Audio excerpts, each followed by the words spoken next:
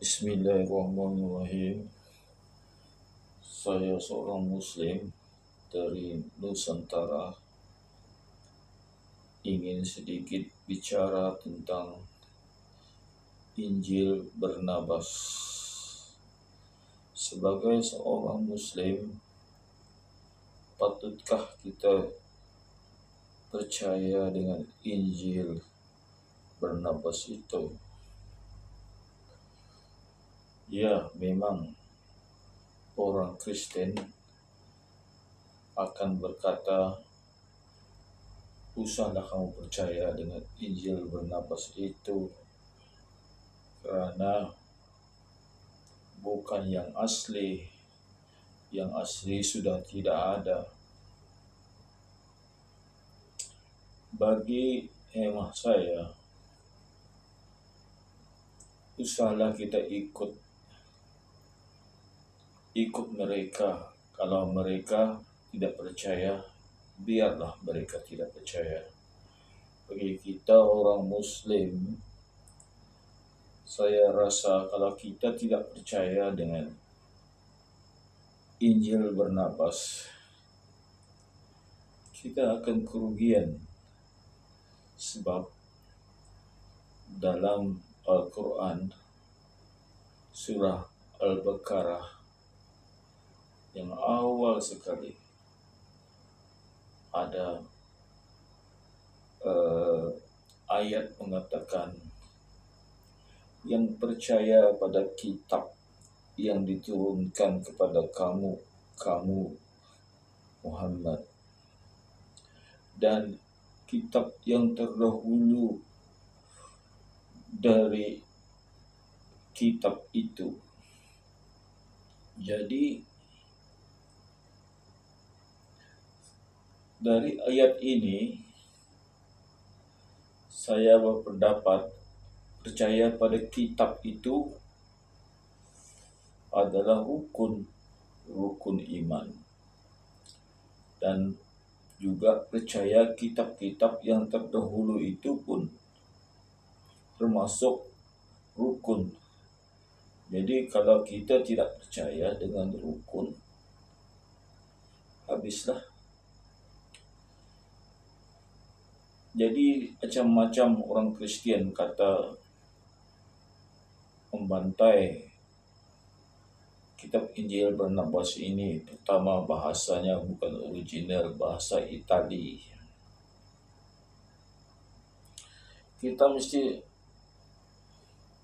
tahu apa bahasa yang digunakan masa itu.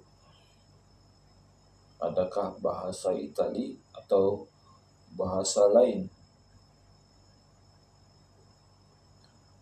Kita mesti tahu juga pada masa itu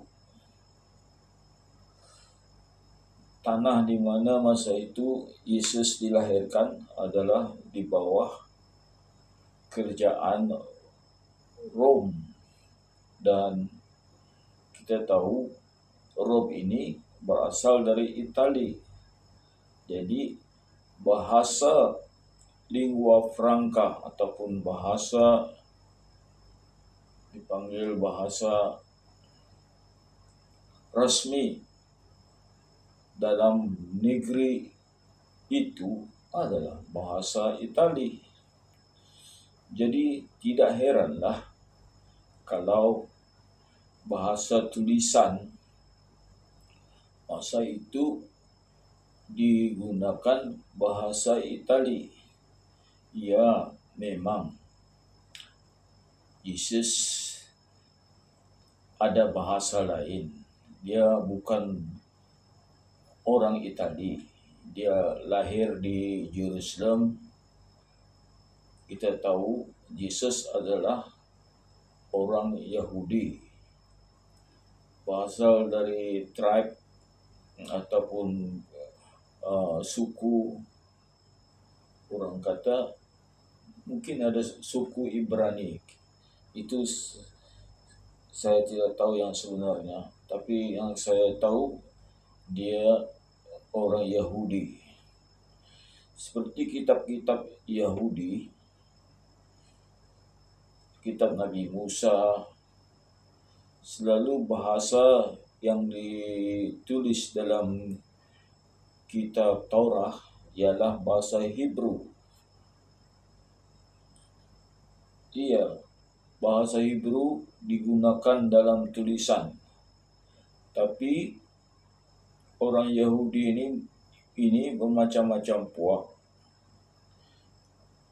Ada puak ini, lain-lain puak. Seperti juga masa di Mekah, Nabi Muhammad bangsa Quraisy. Jadi dalam masalah menulis Quran pun ada yang tulis bahasa Quraisy, ada yang tulis lain daripada Quraisy, bahasa-bahasa daerah. Jadi itulah Sayyidina Utsman menulis Al-Quran dalam bahasa Quraisy, dan dalam bahasa lain, Quran yang dalam bahasa lain dari Quraisy dibakar. Sebab ada sedikit perbezaan daripada segi logat, sebutan tidak sama, lain-lain sebutan. Jadi Sayyidina Utsman mahukan satu sebutan Al-Quran dalam bahasa Quraisy. Jadi mungkin itulah sebabnya pada hemah saya bahasa yang digunakan untuk penulisan Injil Barnabas itu mungkin bahasa Itali atau bahasa Hebrew. Tapi wallahu alam, saya lebih mirip kepada bahasa Itali digunakan, sebab bahasa Itali masa itu adalah bahasa kerjaan. Jadi mungkin tulisan-tulisan masa itu adalah ditulis dalam bahasa rasmi, yaitu bahasa Itali. Tidak heranlah kalau Barnabas, penulis kitab Injil yang di-authorize atau dituliahkan oleh Yesus untuk ditulis oleh Barnabas dalam bahasa Itali, dan terdapat Injil Barnabas dalam bahasa Itali, dan dari bahasa Itali lah Injil Barnabas diterjemahkan ke dalam bahasa English. Jadi itu tidak ada masalah bahasa apakah. Jadi bukanlah jadi alasan, bukan original. Adakah orang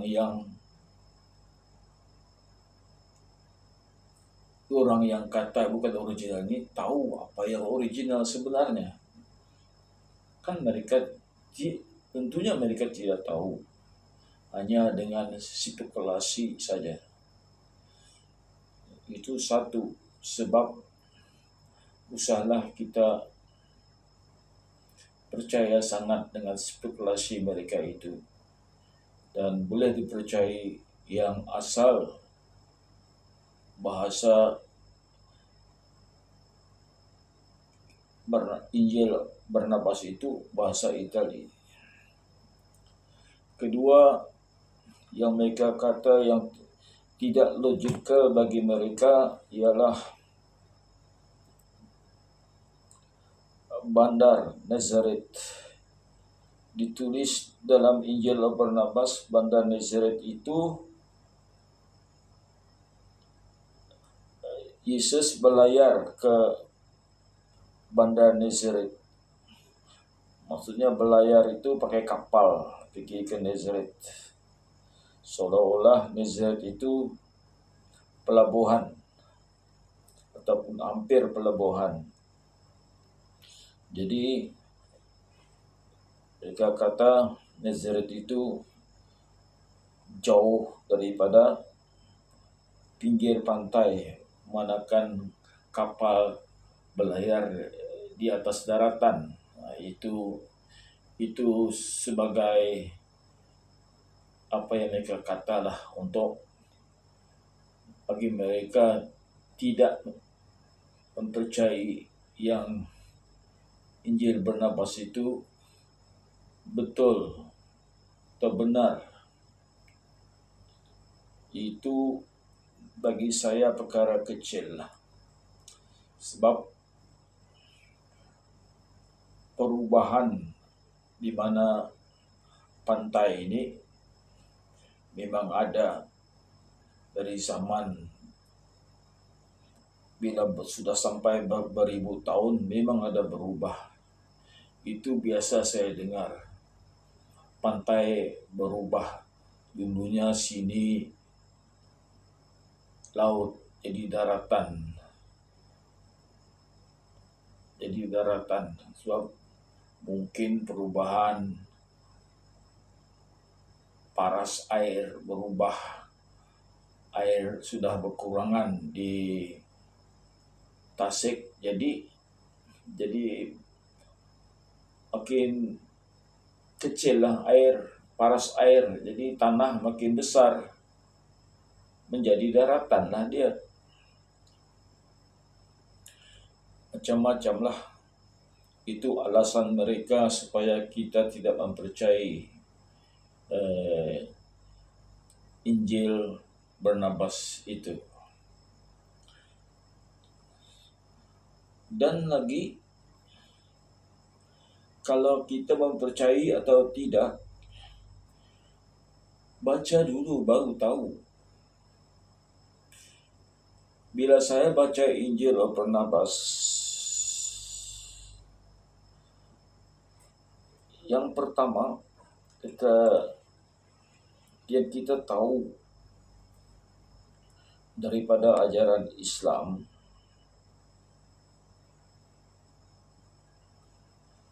Nabi Isa itu tidak ada bapa. Dilahirkan cara miracle.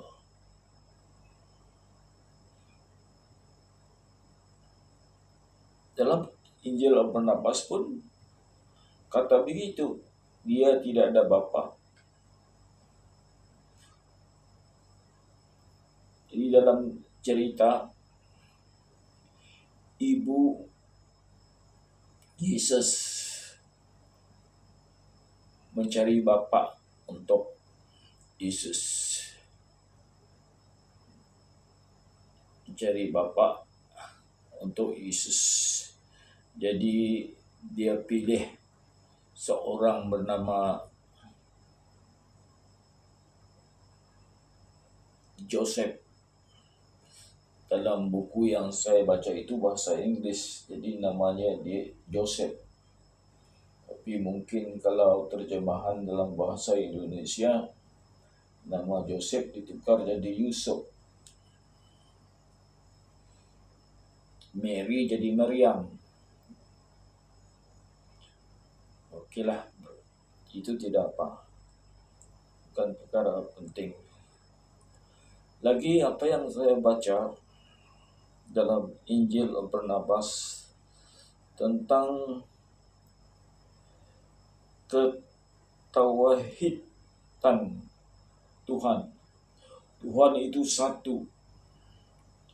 Bila saya baca satu satu paragraf ataupun perangkap dalam Injil Barnabas itu seolah-olah macam surah Al-Ikhlas, mengatakan Tuhan itu satu. Tuhan itu tiada beranak dan tiada diperanakan, dan tiada yang serupa dengan Allah. Jadi bila saya baca ini, masakan saya tidak percaya?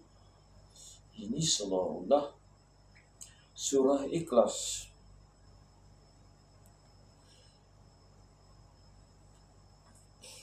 Jadi wajib diimani apa yang ditulis tentang apa itu Tuhan, macam mana itu Tuhan. Sebenarnya ini adalah satu yang disoal oleh pengikut Yesus, bertanya pada Yesus, apa itu Tuhan? Dan Yesus menjawab seolah-olah surah Al-Ikhlas. Dalam Islam juga, bila orang bertanya pada kita tentang Tuhan, kita bacakan saja surah Al-Ikhlas. Itulah sebab satu-satunya sebab saya percaya dengan Injil Barnabas. Usahlah orang Kristian kata janganlah kamu percaya. Iya, bagi mereka memang mereka tidak akan percaya dengan Injil Barnabas. Tapi bagi apa yang saya pernah jumpa, banyak juga orang Kristian lepas mereka baca Injil Barnabas, mereka memeluk agama Islam. Mungkin itulah sebabnya tiba orang Kristian tidak menggalakkan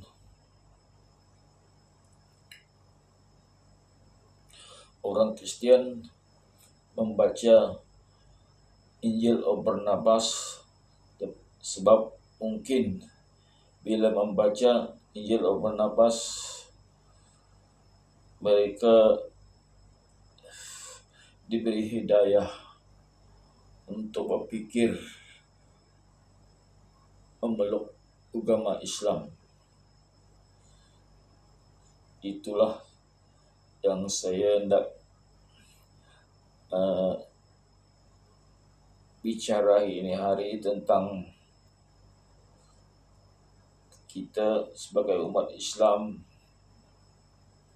mestilah percaya dengan Injil Barnabas, dan apa yang mereka buat alasan untuk kita tidak percaya itu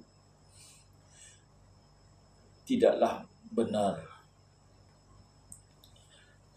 Sekian saja. Terima kasih. Assalamualaikum.